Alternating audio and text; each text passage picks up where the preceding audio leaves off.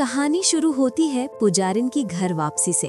दिन भर का काम निपटाकर अपने साथी को हार्ड डिस्क सौंपकर वो घर लौटती है। उसके मन में बस एक ही ख्याल है, सब सो रहे होंगे, चुपचाप अपने कमरे में चली जाऊंगी। लेकिन जैसे ही वो हॉल में कदम रखती है, उसकी उम्मीदें वहीं दम तोड़ देती हैं। हॉल में पहले से मौजूद हैं पोल्टू, पीसी मोनी और दुर्गा देवी। बाकी बहुएं मूर्तियां बनाने श्रोत मामा के घर गई हुई हैं और दुर्गा देवी भी निकलने ही वाली थी। पर जैसे ही उनकी नजर पुजारिन पर पड़ती है, हवा का रुख बदल जाता है। दुर्गा देवी की आवाज में तंज और शक दोनों होते हैं। वाह, आ गई महारानी, सुबह सुबह शहर घूमकर। बताओ जरा, कहाँ गई थी तुम और ये चेहरे पर हवाइयाँ क्यों उड़ रही हैं? पुजारिन एक पल को ठिठकती है। उसके माथे पर पसीना, दिल की धड़कनें तेज। वो झट से झूठ करती है, मैं पास के मंदिर गई थी माथा टेकने। लेकिन दुर्गा देवी यूं ही भरोसा करने वालों में से नहीं है। वो उसकी साड़ी, उसके हाव भाव और कांपती आवाज को गौर से देखती है। झूठ मत बोलो, तुम्हारी बातें सच नहीं लग रही। इसी बीच पोल्टू आगे आता है। आज भी वही भरोसा, वही प्यार। अरे मामी, जाने दीजिए ना, कहीं गई होगी। पुजारिन, तुम कमरे में जाओ। पर आज दुर्गा देवी का मूड कुछ और ही है। वो पोल्टू पर ही सवाल दाग देती है। अरे, तू तो बड़ा ज्ञान देता था औरतों की मर्यादा पर, आज वो मर्यादा कहाँ गई? इधर पुजारिन का गुस्सा पहले ही उफान पर है। आहाना की वजह से उसके भीतर आग सुलग रही है।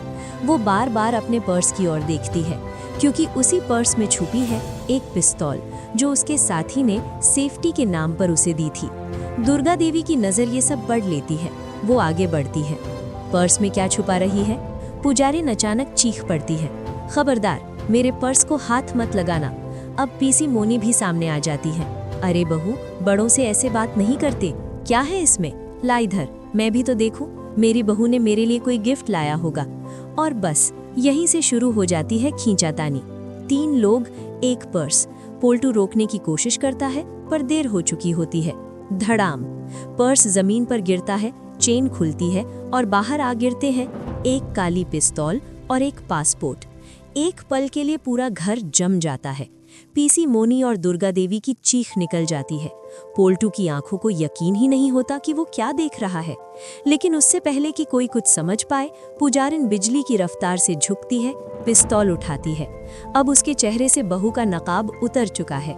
वो सीधे बंदूक पोल्टू और पीसी मोनी पर तान देती है। कोई अपनी जगह से हिला तो भेजा उड़ा दूंगी। हॉल में मौत सन्नाटे की तरह उतर आती है। अगले ही पल वो तीनों को कुर्सियों पर बांध देती है, मुंह पर टेप, हाथ पांव रस्सियों से जकड़े हुए। पोल्टू की आंखों से आंसू बह रहे हैं। टूटी आवाज में वो पूछता है, पुजारिन, ये सब क्या है? मैं तो तुम्हारे साथ जिंदगी बसाने वाला था। पुजारिन जोर से हंसती है। अरे बेवकूफ, तेरे जैसे आदमी से कोई पागल ही शादी करेगा। मुझे तेरे घर में छुपना था, मेरा काम हो गया है। बस बॉस का सिग्नल मिलते ही मैं यहाँ से गायब। ये सुनकर पोल्टू अंदर से टूट जाता है। वो जिंदा होते हुए भी मर चुका होता है। इधर पुजारिन अपने बॉस को कॉल करती है और सारी रिपोर्ट देती है। दूसरी तरफ आहाना अपने बॉस के साथ पुलिस स्टेशन पहुंच चुकी है। वो पुलिस अफसर को सब कुछ बताती है। अफसर एक नाम लेता है। जिस नंदिनी रॉय को आप ढूंढ रहे हैं, हमारे रिकॉर्ड के हिसाब से वही ये पुजारिन है। अब सब साफ हो जाता है। पुलिस टीम के साथ आहाना उस घर के बाहर पहुंचती है। घर का दरवाजा बंद। आहाना को शक होता है। वो पीछे की खिड़की से झांकती है और अंदर का मंजर देखकर सन रह जाती है। बंधे हुए लोग, हाथ में बंदूक और आंखों में वहशीपन।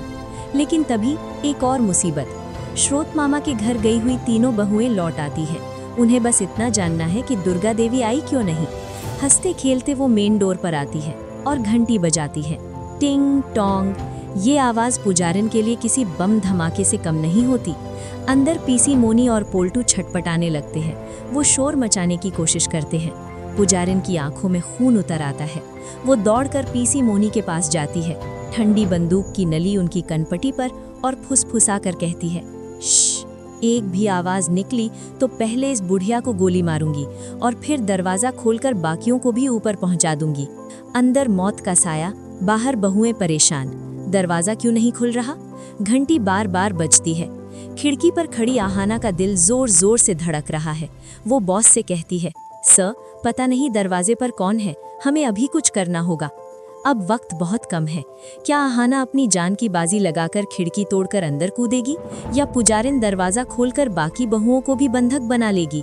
ये ड्रामा अब पहुंच चुका है अपने सबसे खतरनाक मोड़ पर। आपको क्या लगता है, क्या अहाना समय रहते सबकी जान बचा पाएगी? कमेंट में लिखिए आई सपोर्ट अहाना और ऐसे ही धमाकेदार अपडेट्स के लिए चैनल को सब्सक्राइब करना मत भूलिए।